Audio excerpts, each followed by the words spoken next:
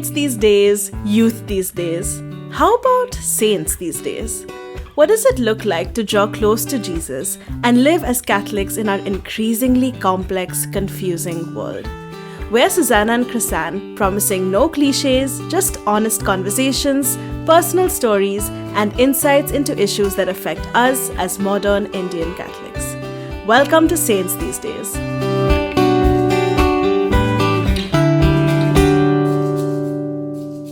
In today's episode, we are going to be talking about something that we see all around us. Why are young Indian Catholics leaving the Catholic Church? Why are my friends becoming agnostics and atheists or joining other religions? Though India is seen as a very religious country, it seems like in recent years, many of our friends and contemporaries from all religious backgrounds are turning away from religion and identifying as atheist, agnostic, or some other religion. So just for everyone's benefit, Krysanne, can you define what exactly is the difference between atheism and agnosticism? So an atheist is someone who does not believe in God or who makes the claim that God does not exist. And an agnostic is someone who says, you know what, I don't think it's possible to know one way or another whether or not God exists. And so an agnostic would not really subscribe to any specific form of religion and would say, that it's just not possible to know. Right. I definitely think that in my experience, a lot of the people that I went to Sunday school with and confirmation with, I would say a large proportion of those are no longer have much to do with the Catholic faith. And if God is love, if the Catholic faith is true, why are so many people running away from it, right? So I just want to once again say our podcast is aiming at trying to avoid glib answers. We don't want, the cheesy cliches. We really want to dig a little bit deeper and ask ourselves and others what is really going on. And that's why we actually sent out a survey. We got about 25 responses, I think, to people who identify as ex-Catholic and to ask them about their reasons. So, Krysanne, could you share with us the results of the survey? What did people say? What are their main reasons for leaving the Catholic Church? Sure. So we had about 22 responses to the survey, and here are some primary reasons why people said they moved away from the Catholic faith. So majority of people, that's about 63% of them, said that the Catholic faith just didn't make sense to them, or they found compelling reasons to believe something else. And closely following that, 45% of people said that many religious people that they know seem to be superstitious or not very intelligent or even close-minded. And those are the reasons why they chose to move away from the Catholic faith. And 41% of respondents said that many Catholics that they know seem to be hypocrites. All right, so we heard it directly from them.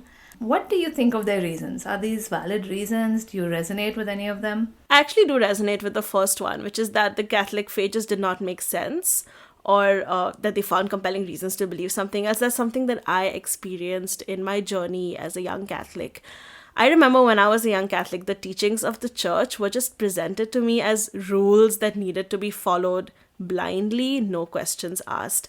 And I was a media student and I went to college for media. And so I learned the importance of verifying information. So I really did not like this approach of blind faith. Don't ask. If you're asking questions, then you're being disobedient or disrespectful in some way. I didn't like that. And the other thing as a student of media is that I was watching and taking in a lot of media, which I think all of us do.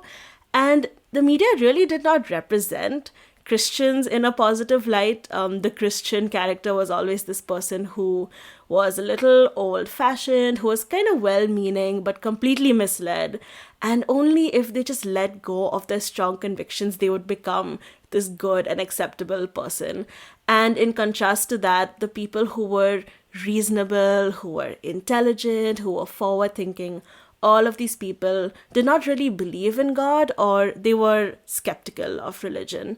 And I think that's kind of the state of the media right now. So I think all of us have been exposed to that kind of media that represents Christians in this way. And then it makes us think, okay, yeah, maybe there is something a little unreasonable about being Christian. Yeah, I think I resonate with it too, because I think of myself as a very logical and rational person.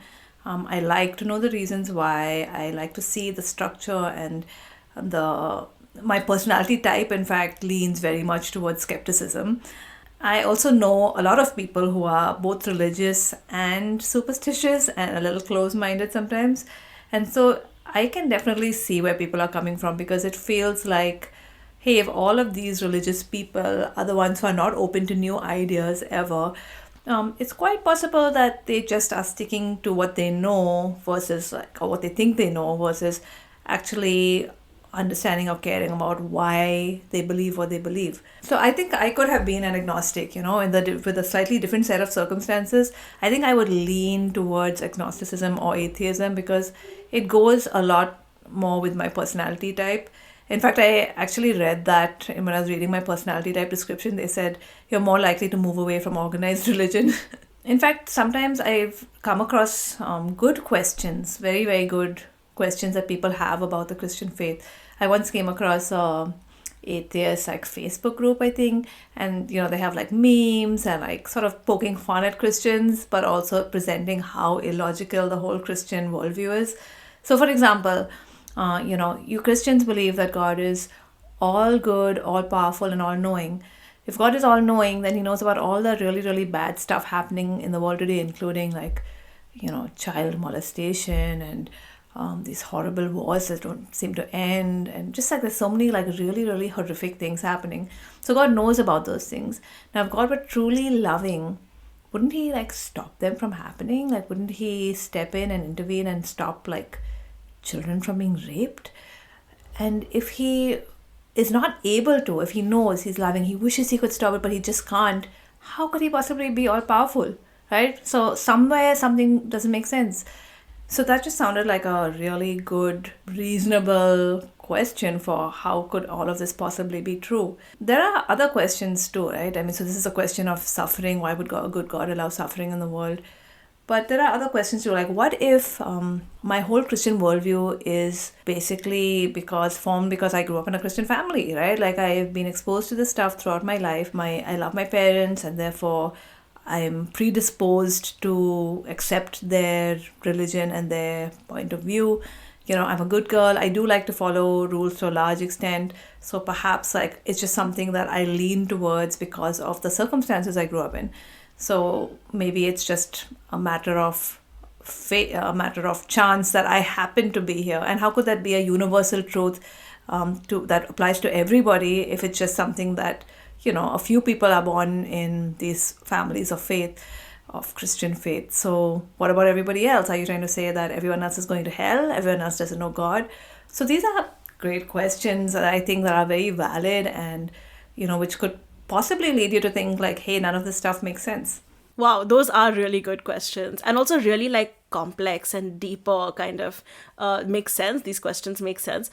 So let me ask you this. If you feel like these questions make sense and you kind of understand where they're coming from, then why are you still Catholic? Why aren't you, agnostic or atheist? Why are you still here? I'm going to say it's because growing up as a teenager, I was extremely fortunate to have a mother who's also very logical, and she was very, very conversant with the catechism of the Catholic Church, which I don't think most Catholics are.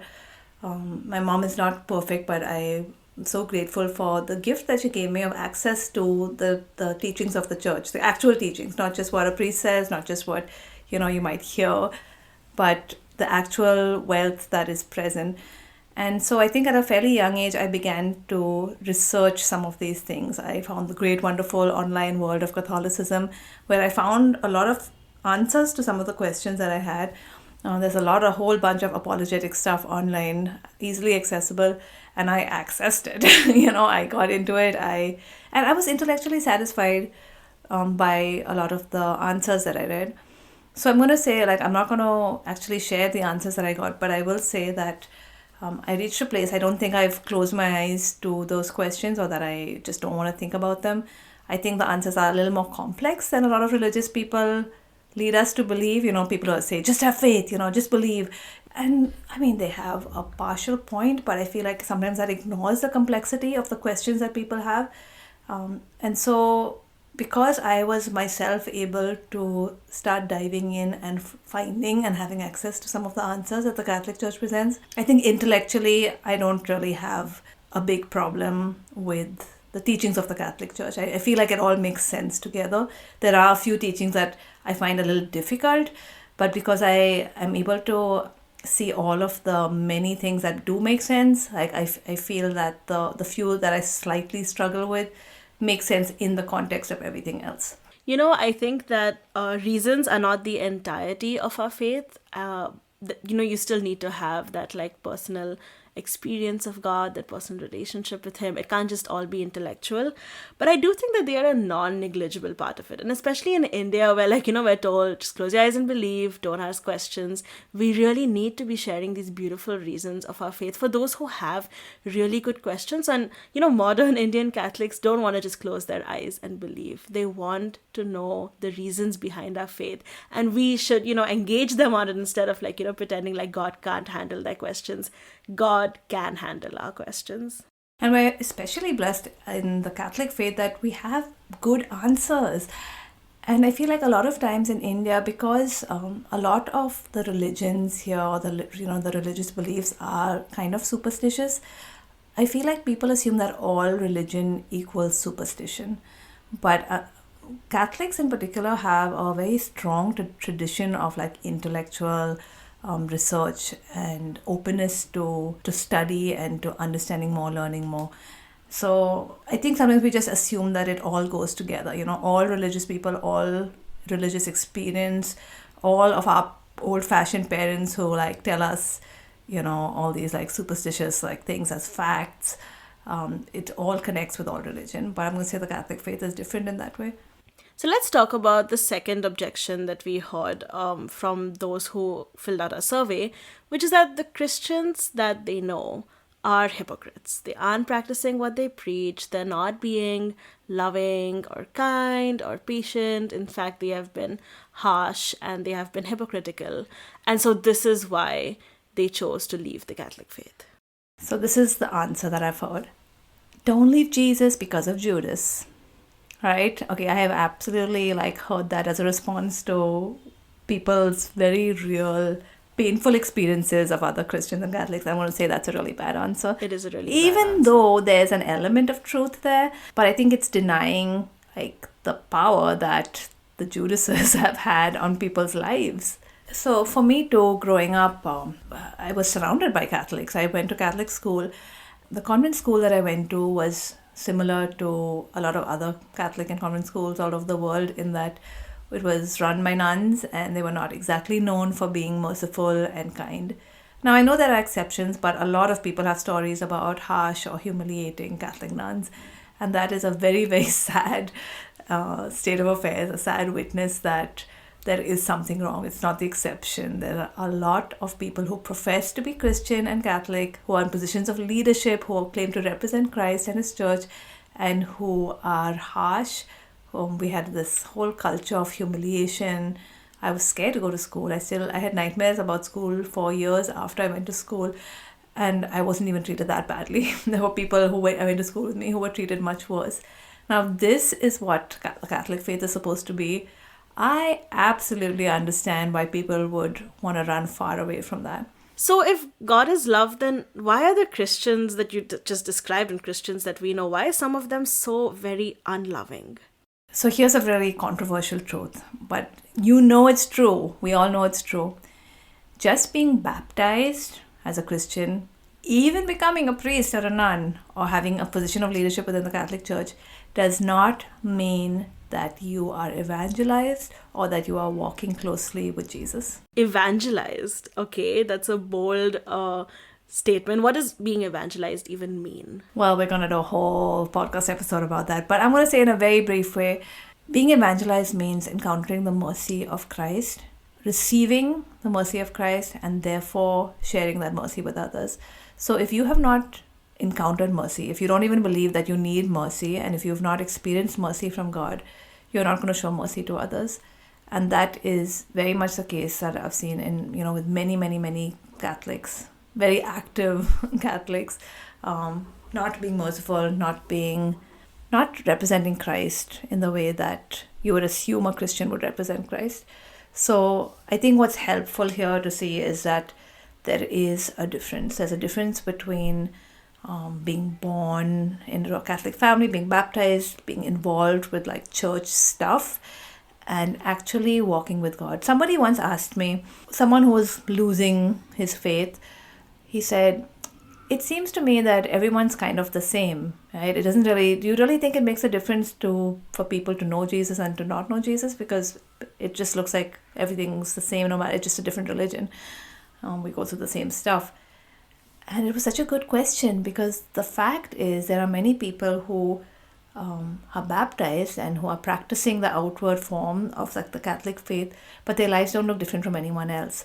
You know, not only are they still struggling, they're still sinning, they're still hurting people, they're still, just going through all the stuff that everybody else in the world goes through and does, and they're fighting at home, they've got wounds, they've got issues, they've got. So is there really a difference? I think that there should be. In fact, like what you're talking about right now reminds me of what St. John wrote in his first letter. He wrote, "Those who say I love God and hate their brothers or sisters are liars. For those who do not love a brother or sister whom they have seen cannot love God whom they have not seen." And so I think that loving each other, loving those around us, loving those who hurt us, loving those who we don't even like, that's a very important part of our faith. It's a non-negligible part of our faith. In fact, if we love God, then we will love each other. And if we don't love each other, that kind of means that we don't really love God. Right. And on the next level, it's not even just that we're not following the teachings or being good people. It means we are not allowing ourselves to be transformed by God. Because if you are really a Christian, if you knew God in a deep, intimate way, if you were experiencing ongoing conversion, you would be changing, you would be growing, because you would be allowing God to do that in you. One of the ways that you know that you are evangelized or someone else is evangelized is that you see ongoing change in their life. And it's not because they're trying hard to be good people. There's a limit to how much, we can try. We can try, we should try. We should go to therapy, we should be working on our stuff. We should be, doing New Year's resolutions. But when real change happens by the power of God working within, real healing happens through the power of God. So I'm going to say that, hypocrites exist. People who call themselves Christian but don't act like Christians exist. But I have experienced people who do walk with God, who have had that personal encounter with God, and I've seen real changes in their lives. I've seen real, beautiful, amazing fruit in their lives. I've seen something shining from within that is different than I've seen in anyone else. And the crazy thing is, I've seen that happening to me too. And if you listen to the first episode, I talked about my journey. And I'm going to say that I was not really completely evangelized at a point when I was somebody who was upfront, leading, representing Christ in many ways. And people didn't experience the love and mercy of Christ from me. But as I encountered my own sinfulness, as I came to God in humility and contrition, He began to change me, and to the point that people could see the change. And so there are people like that, people who walk closely with God, who are trying, they're not perfect, but they're trying, and they're allowing God to change them. And I feel like that's a beautiful witness to the opposite, to the presence of Christ working in people's lives and the veracity of Christ being among us, about the sacraments, the Catholic Church. When you see people fully embracing this, fully living this, you'll see something different. Absolutely. And I also feel like there is something that we can do that we can do to kind of make a change. And I'm not saying stride into your parish and carry out these massive reforms, but I think the small things that we can do to kind of, not to be cliche, but to be the change that we want to see. And let me give you some small examples. If this is something that you would like to do, you would like to make a difference. Small things, okay? When we go for mass, instead of walking past people and not looking at them and kind of keeping to ourselves, maybe we can start smiling at people, looking them in the eye, greeting them, saying hi, asking them, small question about their lives, and just kind of being a friendly presence on our parish campus. Another thing that we can probably start doing in a small way is when we work with people, especially in our parish, sometimes things go wrong. Sometimes people do things that hurt us. And so, like, some of the temptation is like to just carry around that grudge for a really long time, or even like talk to someone else and tell them, oh, this person is just so terrible, they did this to me. How about we forgive them, or we try to forgive them, or we want to forgive them, and we like, ask God to give us the grace to forgive them. And the other side of it is when we hurt someone, to just like, humble ourselves and be able to say sorry. And these are like, really, really, I guess, like, they're small things, but I think they're very important things that we can do to kind of introduce that heart of Jesus into our interactions with people in our parish, and kind of encourage each other to really embody Jesus to each other. So this is, I guess, what you're sharing here is like a proactive approach to people not leaving the church, right? So people who do show up to Mass and who are perhaps tempted to say, hey, where is Jesus here? They should see Jesus in you. They should see Jesus in me. Yeah. And are we really showing the face of Jesus to those who show up at our churches and our youth groups and our prayer meetings? I remember going to a Protestant church once where my uncle and aunt were members. And the moment I walked in, somebody came up to me and just welcomed me. And I'm like, that would never happen in a Catholic church. But it should. But it should. And I think that, it's very easy to kind of be like, oh, it would never happen, and just kind of write it off. But here's a radical idea. What if we started doing that in a really small way, just kind of being that difference? If people are being put off from the Catholic faith because of Christians who are hypocrites, our call is to be, first of all, a witness to the love of Jesus. And the very definition of being a hypocrite is to be two-faced. As Christians, we don't need to be two-faced because we're allowing God to transform us from within. We don't have to be two different people inside and outside. We can and should be the same because Jesus is within us. Jesus is transforming us, like inside church and outside church. So it should be spilling over into our relationships. It should be spilling over into our places of work. People should look at us and see something different. So yes, we absolutely cannot be walking with Christ and be hypocrites. So let's just take a look at this entire episode. We started talking about why are people walking away from the Catholic faith and the Catholic Church. And what we feel, the two of us, we feel that these reasons are not to be mocked. We don't think that people who have left the church are bad people. In fact, these are kind of understandable reasons. A lot of people are leaving because of the sins and weaknesses of those within the church, or the wounds they've received from people within the church. For many people, they've just not really encountered the fullness of the truth within the church. I would say, like, the Catholic Church, like, we have like the best content and the worst marketing. People just don't know. They just don't know what they don't know. And how can we blame them from walking away when they just don't know? If you think about like the church as like a banquet, right? Sometimes we use that, the wedding feast of the Lamb, and we've invited people to the banquet, or they're there at the banquet, they're at the table, but always serving them is like dry crusts of bread, and they're like, I don't really like this food and I'm leaving. I'm gonna find another banquet to head out to. But you know what? Back in the kitchen, there's really good food. The feast is still there. We've just not served it.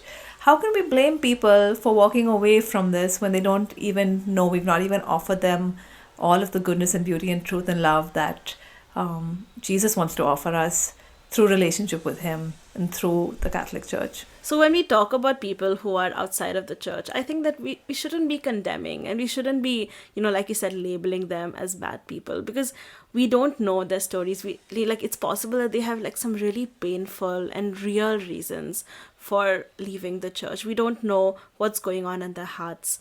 And so, we shouldn't be giving them, these glib answers or these one-liners, or we shouldn't even be making assumptions about why they're out there. But I think that we should be welcoming. In fact, we should be looking at them the way Jesus looks at them, and how He looks at them, same way He looks at all of us, is with love and with invitation. And so instead of kind of writing them off, or I've kind of seen the way that some people talk about those who have left the church is in these hushed tones and this like, deep humiliation of like, oh my God, this person no longer comes to church anymore. And I think like, instead of that, we should be welcoming them. We should be inviting them, maybe not to church if they've decided they don't want to go to church, but maybe just as friends, inviting them to friendship, inviting them to conversation, not getting scared if they ask us some difficult questions, but, kind of receiving that and being like, yeah, that's a really good question. And maybe sharing with them the answer if we know the answer, or kind of saying like, okay, I'm going to look into that and get back to you, but not being afraid of building relationship with them. And, like really helping them to see that even if they are outside of the church, we still love them the same way that Jesus loved them. Our love is not reserved only for those, within the walls. We want to also love those who are away, who are outside.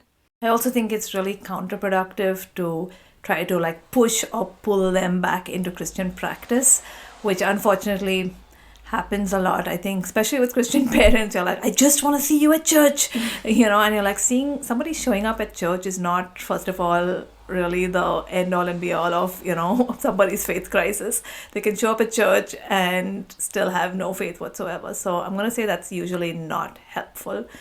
So what would be helpful? Being friends, building a good relationship of trust, being willing to look up good answers. I also think that we should really look at the good that is in those who are outside of the church and kind of like recognize that, not be afraid of like recognizing that there is good in them and celebrating that.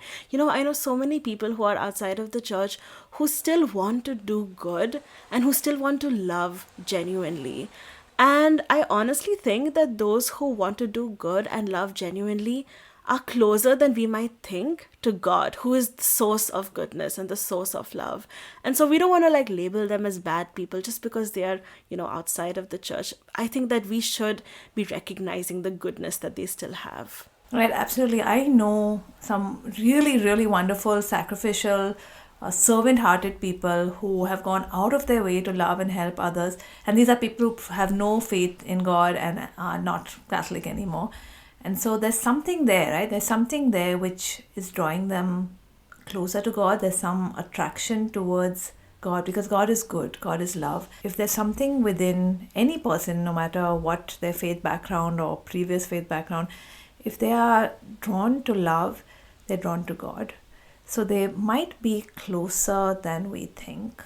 So let me ask you this. If the people outside the church or people who have left the Catholic Church are still doing good and are still loving genuinely, some of them are still doing that, then do we want them to be Catholic? Do we want them to come back? Do we want these people to be Christian again? And if so, why? So my simple answer is that people might be doing good, but we don't know the struggles that they have within, the darkness that they have within. A lot of people, including us, we might be doing many good things, and yet there's something within us that is broken, that is wounded, that needs healing. And we receive that healing from Jesus, right? So I want that for them. In every person, actually everyone who I know closely, I see a brokenness, I see wounds, I see areas that need healing, areas that need salvation. I don't know everybody's like secret sins or broken relationships, but I see enough to know that they need healing just like me. And so I'm really it's like one beggar telling another beggar where to find bread. That's one of the best examples I've seen. They may not believe that there's bread, or they might think that I'm fooling myself, but I will not let go of this hope and this desire that they too have access to these streams of living water, to this bread that satisfies. So more than anything, I don't know the state of people's soul. I don't know who's going to heaven and who's going to hell. But I do know that Jesus is good for everyone, not just for me. And that is my hope. That is my desire, that they have access to that. And I won't push it down their throats, but I will continue to pray for them, and I will be there for them if and when they have those questions. If they want to know more, if they want to come back to the Lord, if they want to know if it's true, my hope and my desire is that I'll be around and that I'll be able to walk with them through that. That is so good. And I really do believe that there's so much of healing, and there's so much of goodness and joy and love that Jesus wants to give us this side of heaven, that maybe like some of us, like we just don't know. And especially those who have like left the Catholic Church, they don't know that they can really experience that healing from the brokenness. And here's another reason that I feel like I still want my friends who have left the Catholic Church to come back. And that is that I do believe that all of us want to do good. Even in my complicated journey with my faith, the ups and the downs, throughout all of that, I always wanted to do good and be good. The problem is that I didn't always know what was good. And sometimes I was even wrong about what I thought was good turned out to not actually be good. And the really great thing about coming back to my faith and getting in touch with God again is that I kind of feel that my moral compass got configured. And, like where previously it was right about 60% of the time, now I think it's right more often. And I think that those who want to do good, who want to make a change, who want to make a difference, they can do more of that when they get in touch with God, who is goodness himself. And the other part of that is that there's only so much good we can do on our own and by our own strength. And the really cool thing about, being in the Catholic Church and especially receiving the sacraments, going for mass and going for confession, these things give us access to grace. And what is grace? Grace is supernatural power that can't come from within us, that can only come from God. And when we have access to that amazing grace, we actually can do more than we can do with our own strength. And I know, in my own life, there are people who I have been able to forgive that I know I would never have been able to forgive on my own strength. Now, I know intellectually forgiveness is good, but it's so hard to do it on my own strength. And I know I was only able to do that because God gave me the supernatural grace to do that. And so I think, especially for those who want to do good, there's so much more that they can do, and there's so much more that they can become when they are in touch with God and connected to that source of goodness. Right. I feel like we all want to do good, but like God helps us go beyond just doing good to actually being good. And it's hard to do that completely on our own. God does that. He transforms us, and I think He makes us more fruitful. So for those who are wanting, the people of goodwill, there are so many people of goodwill. I think that it's only better. Like, it's more of a good thing, and it's the fullness of the good thing. They've got like glimpses of it, but there's more to it. I just want to share like a really brief thing that I remembered. It was an article that I read called "Why This Atheist Thinks That Africa Needs More Christian Missionaries." And I was like, wow, that's quite a heading. But what he said was that he could see this guy who was like a social worker. He said he could see the difference in people who were served by Christian missionaries. He said, like, they didn't just bring food and water and, access to, they did all of those things. But he said the people who were served by Christian missionaries walked straighter. They had like a new sense of self-worth and self-esteem because they were treated as brothers and sisters. They were treated as children of God, and they seemed to have a new dignity and a new awareness of who they were. And I thought that was so beautiful that someone who's not even Christian could see that there was something more being given, something more being brought by people who had faith in God. That's amazing. And that's really like my prayer, and I think your prayer as well, Susanna, that our friends, our atheist and agnostic friends or anyone who has decided to leave the Catholic Church will continue to see that goodness and that love in us and in those of you who are listening to this podcast, and we can really be like attractive examples of what it is to be a Christian, chasing after Jesus's heart and being transformed by his love. We hope you enjoyed this episode. If you did, share it with a friend, and please follow our Instagram page, Saints These Days. And stay tuned for our next episode next week. Bye-bye.